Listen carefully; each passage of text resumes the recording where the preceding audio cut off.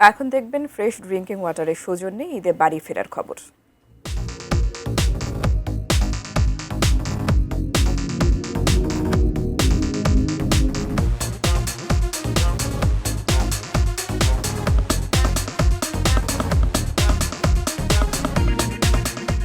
দর্শক, এবার ঢাকা আরিচা মহাসড়কের খবর জানবো। ঈদযাত্রার শেষ দিনে ঢাকা আরিচা মহাসড়কে অন্যান্য দিনের তুলনায় ঈদযাত্রা স্বস্তির। বিস্তারিত জানাতে ধামরাই থেকে যুক্ত হচ্ছেন প্রতিনিধি মনোয়ার হোসেন রুবেল। রুবেল, ঈদযাত্রা স্বস্তির বলা হচ্ছে, আপনি কি দেখতে পাচ্ছেন? ঢাকা আরিচা মহাসড়কের সর্বশেষ পরিস্থিতি জানাবেন আমাদের। ধন্যবাদ টুম্পা। আমি এই মুহূর্তে রয়েছি ঢাকা আরিচা মহাসড়কের সতীপাড়া বাস স্ট্যান্ড এলাকায়। সকাল থেকে আমরা দেখতে পাচ্ছি ইসলামপুর থেকে বারবাড়িয়া পর্যন্ত পুরো 15 কিলোমিটার রাস্তা। এই 15 কিলোমিটার রাস্তা জুড়েই কিন্তু কোনো যানজট আমরা দেখতে পাইনি। আমরা যাত্রীদের সাথে কথা বলেছি, যাত্রীরা যেমনটি বলছেন যে তারা আজকে স্বস্তিতেই বাড়ি ফিরছেন।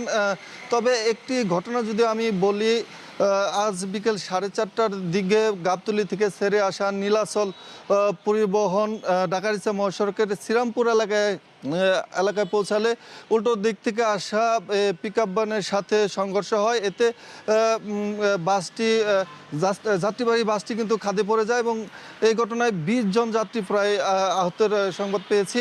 আমি কথা বলেছি গুলোরা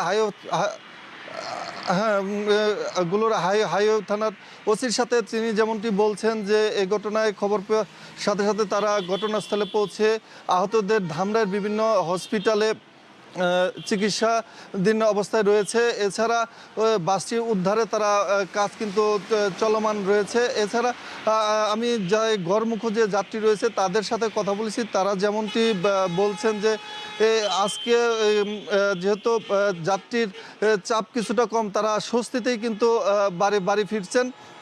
তো টুম্পা, আমি যদি আপনাকে আরেকটু বলি যে ধামরাইয়ের ঈদযাত্রা আজকে স্বস্তিদায়ক। টুম্পা, এই ছিল ঢাকা আরিচা মহাসড়ক থেকে আমার কাছে সর্বশেষ। রুবেল, আপনাকে ধন্যবাদ। দর্শক, ধামরাই থেকে যুক্ত হয়েছিলেন প্রতিনিধি মনোয়ার হোসেন রুবেল।